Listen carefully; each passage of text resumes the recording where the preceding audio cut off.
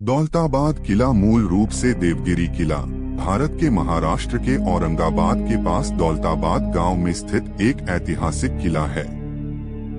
यह यादवों की राजधानी 9वीं शताब्दी 14वीं शताब्दी थी। थोड़े समय के लिए दिल्ली सल्तनत की राजधानी 1327 से 1334 और बाद में अहमदनगर सल्तनत की एक माध्यमिक राजधानी 1499 से 1636 6वीं शताब्दी के आसपास देवगिरी पश्चिमी और दक्षिणी भारत की ओर जाने वाले कारवां मार्गों के साथ वर्तमान औरंगाबाद के पास एक महत्वपूर्ण पहाड़ी शहर के रूप में उभरा। 6, 7, 8, 9 शहर में ऐतिहासिक त्रिकोणीय किले का निर्माण शुरू में पहले यादव सम्राट भीलमावी ने 1187 के आसपास किया था। 10, 1308 में शहर को दिल्ली सल्तनत के अलाउद्दीन खिलजी ने अपने कब्जे में ले लिया, जिसने उत्तरी भारत के कुछ हिस्सों पर शासन किया।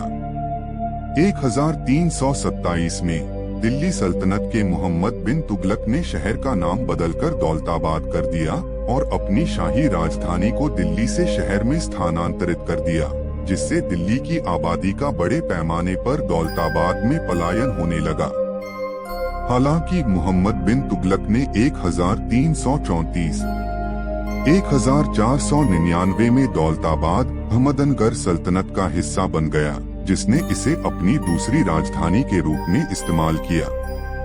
1610 में दौलताबाद किले के पास औरंगाबाद का नया शहर, जिसे तब खड़की नाम दिया गया था, को इथियोपियाई सैन्य नेता मलिक अंबर द्वारा अहमदनगर सल्तनत की राजधानी के रूप में स्थापित किया गया था, जिसे गुलाम के रूप में भारत लाया गया था, लेकिन वह अहमदनगर सल्तनत का एक लोकप्रिय प्रधानमंत्री बन गया। दौलताबाद किले में वर्तमान में मौजूद अधिकांश किले अहमदनगर सल्तनत के अधीन बनाए गए थे।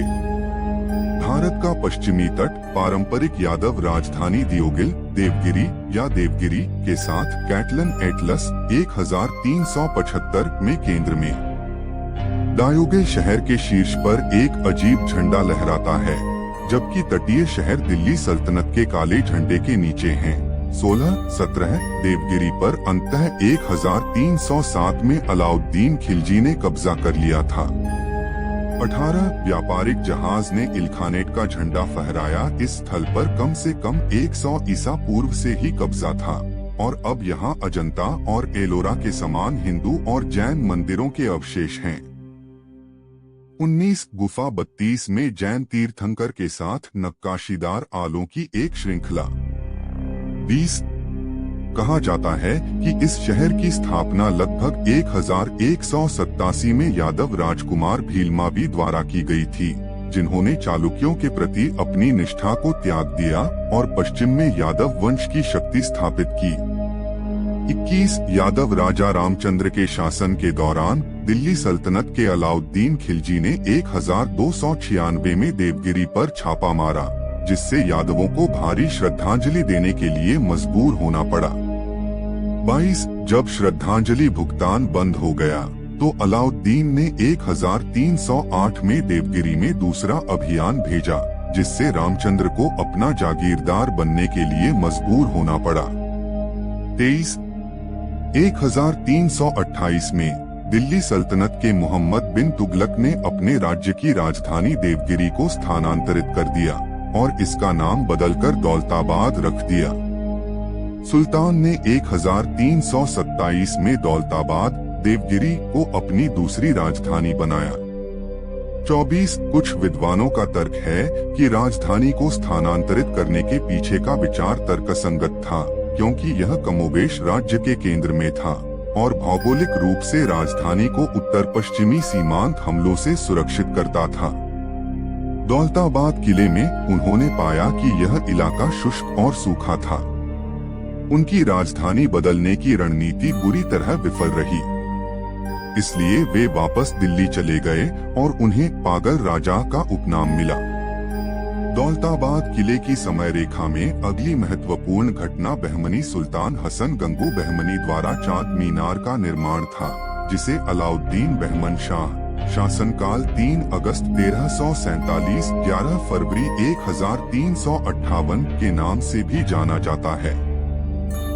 हसन गंगू ने चांद मीनार को दिल्ली के कुतुब मीनार की प्रतिकृति के रूप में बनवाया था, जिसके वे बहुत बड़े प्रशंसक थे। उन्होंने मीनार के निर्माण के लिए ईरानी वास्तुकारों को नियुक्त किया, जिन्होंने रंग के लिए लैपिस लाजुली और लाल गेरू का इस्तेमाल किया। वर्तमान में आत्महत्या के एक मामले के कारण मीनार पर्यटकों के लिए प्रतिबंधित है।